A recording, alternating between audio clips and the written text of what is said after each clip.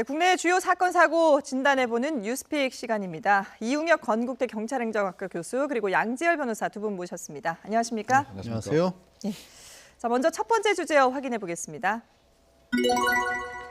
자, 지난 주말 또 참사가 벌어졌습니다. 지난 20일 오전 천호동의 한 성매매 업소에서 불이 나 2명이 숨지고 3명이 다쳤는데요. 당시 상황이 어땠는지 목격자들의 얘기부터 들어보고 오겠습니다. 뭔 소린가 하고 뛰어갔는데 유리가 깨지면서 불이 막 그냥 바깥으로 나온 거지. 한 사람 내다 놓고 의식이 없으니까 계속 심폐소생술 하더라고. 그러더니 또 한 사람 실려 나가고 조금 있다 또 하나 또 꼬집어내 와서 또. 예, 철거를 사흘 앞두고 있는 건물에서 발생한 화재인데요. 자세하게 좀 소개를 해주실까요? 네, 이제 20일 오전 11시경에 발생을 했습니다. 네. 현재 발화 지점을 1층으로 보고 있지만 어쨌든 2층에서 잠을 자고 있던 6명 중 1명은 자력으로 탈출을 했습니다만 예. 안타깝게도 2명은 사망을 하고요. 현재 3명이 부상 중에 회복되는 이런 상황에 있긴 합니다. 네네. 그럼 어쨌든 간에 탈출구 자체가 상당히 봉쇄됐다고 하는 점.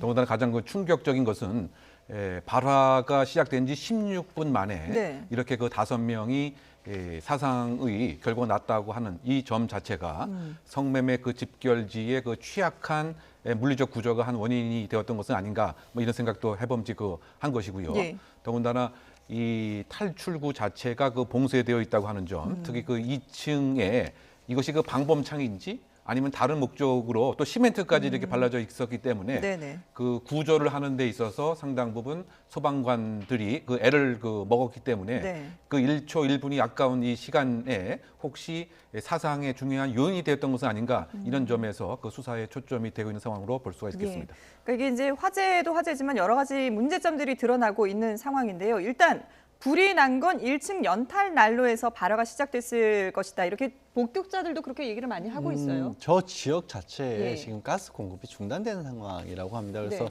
난방 일체를 아예 연탄 난로에 의존을 하고 있었던 상황이었고, 그래서 아마 연탄 난로 주변에 빨래를 한 다음에 널어놓는다거나 아니면 네. 또 그런 것이 아니라고 할지라도 주변에 이제 커튼 같은 것들이 들어가 있어서 다 발화하기 좋은 구조였지 않습니까? 예. 그 바람에 1층에서 전소가 됐고 그 매연이 고스란히 이제 잠을 자고 있었던 2층으로 다 올라갔기 때문에 2층에 있으면서 대피를 하지 못한 채 그대로 화재에 당했기 때문에 예. 말씀하신 것처럼 16분이라는 짧은 시간 만에 어떻게 보면 진화가 됐는데도 불구하고 피해가 굉장히 컸던 것이죠. 예. 근데 이게 지금 발생한 시점이 낮 11시, 그러니까 오전 11시거든요. 오전 11시라고는 하지만 이제 저곳이 이제 성매매 여성들이 예. 있었던 곳이기 때문에 밤새 어떻게 보면 이제 일을 일을 하고, 했었던 예. 것이고 새벽에 잠을 들었기 때문에 그런 생활 패턴 자체가 그러니까 한 사람씩 무사히 탈출한 20세 여성 같은 경우에는 그래도 이 집주인 업소 주인이 빠져나갈라 불이 났다라는 네네. 목소리를 듣고 미리 빠져나왔다고 하는데 나머지 여성들 같은 경우에는 이제 그 상황 파악을 제대로 못하고 있다가 너무 늦게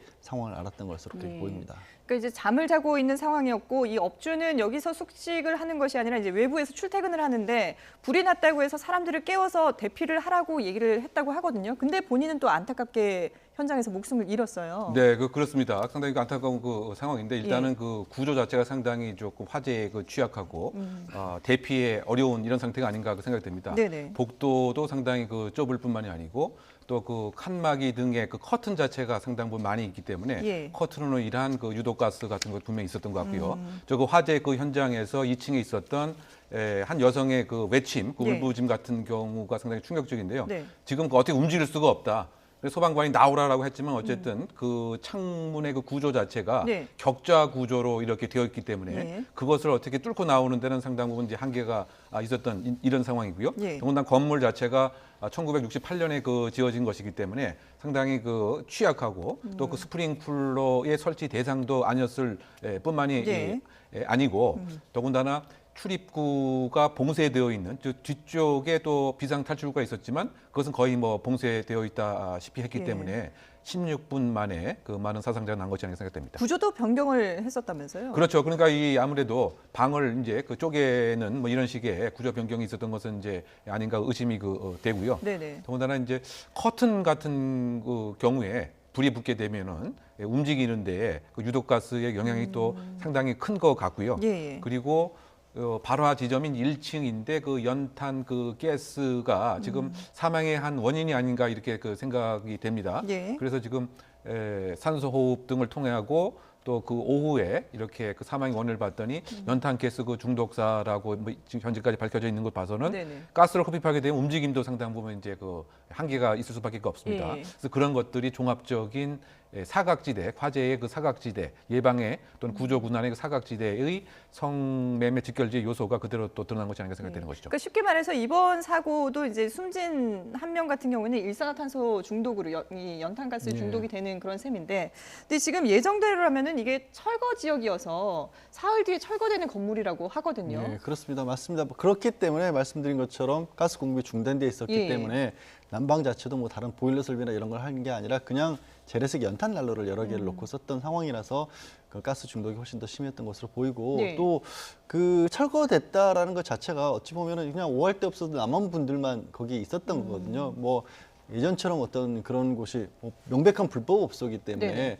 그 영업이 사람들이 많이 드나드는 것도 아닌데도 불구하고 글자 그대로 시간만 기다리고 있었던 그런 사람들이었고 또 혹시라도 뭐 이게 쇠창새나 이런 부분이 있었기 때문에 과거에 예. 90년대나 2000년대 초반에 어떤 미아리 지역에서 발생했던 것처럼 뭐 사실상 감금 상태이기 때문에 피해가 컸거나 그런 상황도 아니었던 걸로 알려져 있습니다. 그냥 거의 자발적으로 업소로 운영하는 사람들도 그랬고 주민들의 주변 몇 따르면 뭐 사이들도 좋은 편이었고 예. 그야말로 오갈 데 없는 사람들만 남아있던 곳이었는데 뭐 안타까운 일을 당한 것이죠. 또 예전에는 어떻게 운영됐는지는 알 수 없지만 그게 뭐 쇠창새라든지 이런 네. 부분이 어떤 용도로 사용되는지 모르겠지만 지금 이 화재 났을 당시에는 그런 상황은 아니었다는 그런 상황은 거군요. 아니었다는 거. 이제 물론 건물 자체가 예전에 그런 어떤 성매매나 이런 것들이 활성화됐을 때 불법적으로 구획을 지어서 그러니까 창이 있는 곳이 있고 창이 없는 방도 있고 그런 구조인 모양입니다. 그건 네네. 맞지만 일부러 그러니까 뭐 여성들이 뭐 자리를 피할 수 없도록 막아놨다거나 그런 상황은 아닌 걸로 지금 알려져 있고 예. 워낙 건물 자체가 68년도에 준공이 돼서 오래됐죠. 지금 예. 당 상황에서 지금 기준으로는 뭐 소방법이나 건축법상 이렇게 위반될 수 있는 소지가 없는 거예요. 그러니까 지금 기준으로 본다면 문제가 소지가 있지만 그때 기준으로 지어서 소급해서 우리가 위법이라고 할 수는 없기 때문에 예. 그게 뭐 다른 어떤 위법사항은 없는 걸로 지금 알려졌습니다. 그러니까 말씀드린 것처럼 저 지역이 철거를 앞두고 있는 지역이기 때문에 주변의 건물에 거주하던 분들 같은 경우는 이주한 분들도 많고 해서 지금 여기 현재 거주하는 분들이 거의 없다고 하거든요. 그러다 네. 보니까 이렇게 좀 관리가 허술했던 게 아닌가 그런 문제점들도 지적이 되고 있어요. 네, 그 이곳에 한 200 정도의 그 가구가 있었는데 거의 다 이제 이주를 하고 네. 한 18가구만 이제 그 남아 있었다고 합니다. 그 중에 이제 그 10가구가 이 성매매를 이제 현재까지 하고 있는 이제 그런 곳이었고 네. 철거와 이제 이주 자체를 이제 3일 그 앞두고 소위 그 요즘에 성매매에 관한 장사 잘 안 되긴 하지만 돈벌이를 할 수밖에 없는 예. 그래서 뭐 잠깐 이제 돈벌이를 하려고 하는 이거 입장에서 사실은 그 철거 이주를 그 3일 정도 그 앞두고 일어난 뭐 참사다 이렇게 평가할 수밖에 없지 않나 생각이 듭니다. 예. 이런 경우에는 그럼 변호사님 처벌이나 이런 건 책임을 누구한테 물어야 되는 건가요? 그러니까 제가 뭐 소방법이나 건축법상 문제가 없었다라고 본다라면 건물주에게 화재에 관한 책임을 돌리기도 어렵고 네.